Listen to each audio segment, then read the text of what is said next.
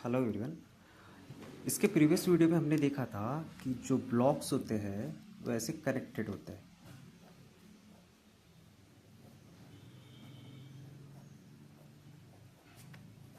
Correct.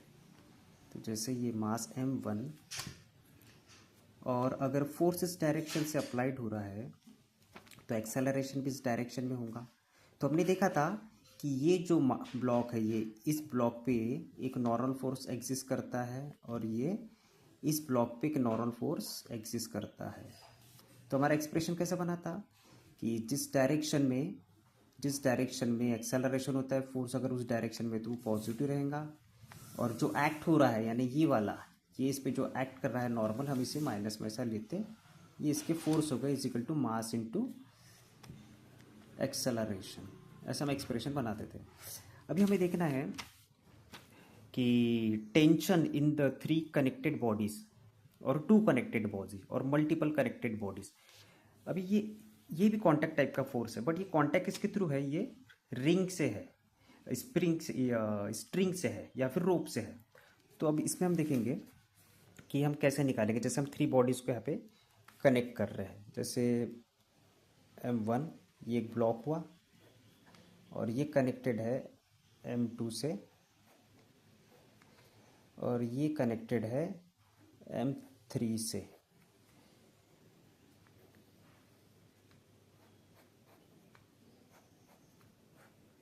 और ये है फ्रिक्शनलेस सरफेस। ठीक है। तो अब हमें यह फाइंड करना है, we have to find that हमें यहाँ पे निकालना है टेंशन इन द स्ट्रिंग। इस स्ट्रिंग पे जो टेंशन है वो हमें फाइंड करना है। तो हम कैसे फाइंड करेंगे टेंशन को फाइंड करने के लिए हम इसका एफबीडी बनाना पड़ेगा। अब मान लो कि ये जो ब्लॉक है ये ब्लॉक को हम इस डायरेक्शन से फोर्स एक्सर्ट कर रहे हैं यहाँ पे। ठीक है, इस डायरेक्शन में फोर्स एक्सर्ट कर रहे हैं तो ऑब्वियसली एक्सेलरेशन भी इस डायरेक्शन में होगा सारे ब्लॉक्स का। करेक्ट है। और इसका जब हम एफबीडी अभी ड्रॉ करेंगे तो देखो हमें कैसे जाना है, अवे जाना है। ये मास m1 तो इसके अवे पॉइंट ये t1 फर्स्ट लेक्चर में डिस्कस किया था कि जो पॉइंट होता है उसके अवे टेंशन एक्सर्ट करता है। ये m2 तो इसका अवे पॉइंट ये हो जाएगा t1। अब ये टेंशन इक्वल रहेंगे क्योंकि सेम स्ट्रिंग है, सेम स्ट्रिंग पे टेंशन सेम होता है जब तक कि मासलेस है या फ्रिक्शनलेस है। अब यहाँ पे देखो ये m2 इसका अपोजिट डायरेक्शन ये हो जाएगा t2 और इसका भी अपोजिट डायरेक्शन ये t3। तो ये टेंशन डिफरेंट होते हैं। ये इसका एफबीडी हो गया। अब क्या करेंगे, इसकी इंडिविजुअल एफबीडी अगर बनाएंगे, एफबीडी अगर हम इसके बना रहे हैं इंडिविजुअल तो यहाँ पे क्या होगा कि जैसे हमने यहाँ पे बनाया कि m1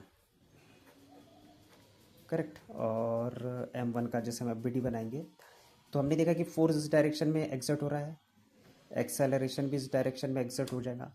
अब यहाँ से क्या हो रहा है कि m2 इस पे कौन सा फोर्स एक्सर्ट कर रहा है, t1। करेक्ट, कौन सा फोर्स एक्सर्ट कर रहा है, t1 एक्सर्ट कर रहा है। ये भी t1 है, ये भी t1 है बट ये एक्ट हो रहा है, हमें एक्ट ऑन इट लेना है हमेशा t1, यानी उस पर जो हो रहा है, ये जो एक्सर्ट कर रहा है, ये जो कर रहा है वो नहीं लेना है, इस पर जो हो रहा है वो हमेशा लेना है हमें। अब इसका एक्सप्रेशन कैसा बन जाएगा, जैसे हम देखेंगे कि एक्सेलरेशन का डायरेक्शन भी ये, फोर्स का डायरेक्शन भी ये। करेक्ट, तो फोर्स का डायरेक्शन ये है तो एफ को पॉजिटिव लेंगे, माइनस ये अपोजिट डायरेक्शन में है, सॉरी ये डायरेक्शन ये जो एक्ट कर रहा है इस पर सॉरी, तो ये t1 इस डायरेक्शन में लेंगे हम, तो ये अपोजिट डायरेक्शन हो एक्सेलरेशन के। ठीक है, ये अपोजिट डायरेक्शन ये जो एक्ट हो रहा है इस पे m2 पे, तो ये t1 हो गया is equal to mass into acceleration. ये एक्सप्रेशन नंबर 1 हो जाता हमारा। अब m2 ब्लॉक के लिए अगर हम एफबीडी बनाएंगे तो ये m2 ब्लॉक है। m2 ब्लॉक में कैसा है कि एक फोर्स आ रहा है यहाँ से t1 इस डायरेक्शन में जो एक्ट कर रहा था और इस डायरेक्शन में क्या है t2। और हमने अभी देखा कि एक्सेलरेशन किस डायरेक्शन में हो रहा है, एक्सेलरेशन तो सभी ब्लॉक का इस डायरेक्शन में होगा। करेक्ट, तो हम क्या करेंगे अभी इसका एक्सप्रेशन अगर बनाएंगे तो ये जो t1 है ये एक्सेलरेशन के डायरेक्शन में तो इसे t1 लेंगे और ये अपोजिट डायरेक्शन है तो इसे माइनस ले लेंगे t2। करेक्ट, क्योंकि ये एक्सेलरेशन के जो भी फोर्स अपोजिट में रहते हैं उसे निगेटिव कंसिडर करते हैं। फिर मास इंटू एक्सेलरेशन, मास क्या है m2 इंटू एक्सेलरेशन, ये हमारा हो गया एक्सप्रेशन नंबर 2। अब ब्लॉक नंबर 3 का अगर हम ड्रॉ करेंगे तो M3 हो जाएगा हमारा वाला।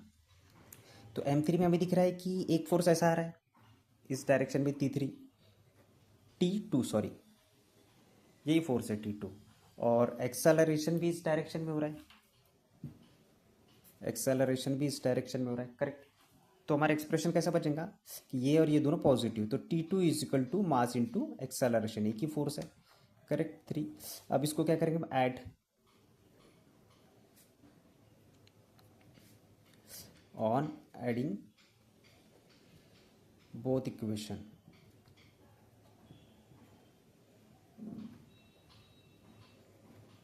अब इनको ऐड अगर हम करेंगे तो एक्सप्रेशन नंबर 1 कैसा था हमारा वाला कि F minus T1 is equal to M1A, और सेकेंड था हमारा एक्सप्रेशन जो बना था, ये फर्स्ट, ये सेकेंड में क्या आ जाएगा, T1 minus T2 is equal to M2A, और ये था T2 is equal to M3A।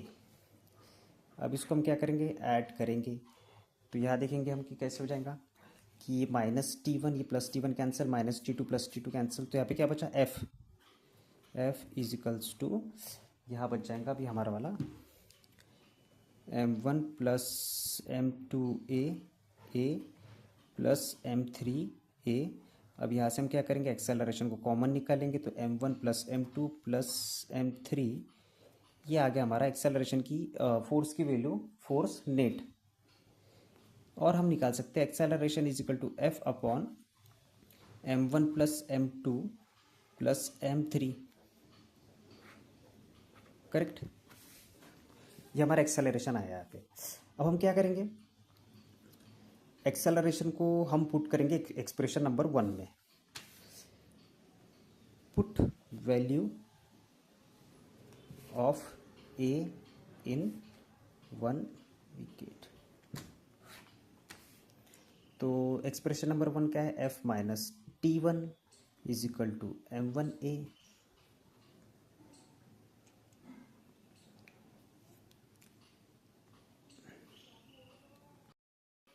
M1A, तो F माइनस किसकी value, acceleration, T1 is equal to M1 into F upon M1 plus M2 plus M3, correct, ये हो गया। अब क्या करेंगे, F को इस साइड लेके आएंगे क्योंकि हमको T चाहिए, तो ये हो जाएगा minus T1 is equal to M1F upon M1 plus M2 plus M3 minus F आ जाएगा। अब इसको मल्टीप्लाई कर देंगे पूरे इक्वेशन को माइनस से, अब माइनस से मल्टीप्लाई करेंगे तो ये T1 हो जाएगा प्लस, देयरफॉर ये माइनस है प्लस हो जाएगा, और ये माइनस है तो ये प्लस हो जाएगा, तो इसको ऐसा लिख सकते हैं, और ये प्लस है तो ये माइनस हो जाएगा, M1F upon M1 plus M2 plus M3।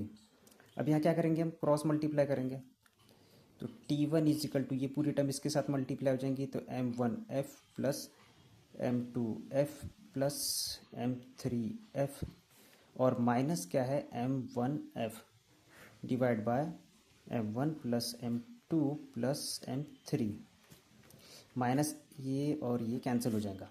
Therefore हमें जो टेंशन मिला अभी यहाँ पे T1 की वैल्यू यहाँ पे क्या आई है, M2F plus M3F divide by M1 plus M2 plus M3, और यहाँ से F कॉमन निकलेगा तो M2 प्लस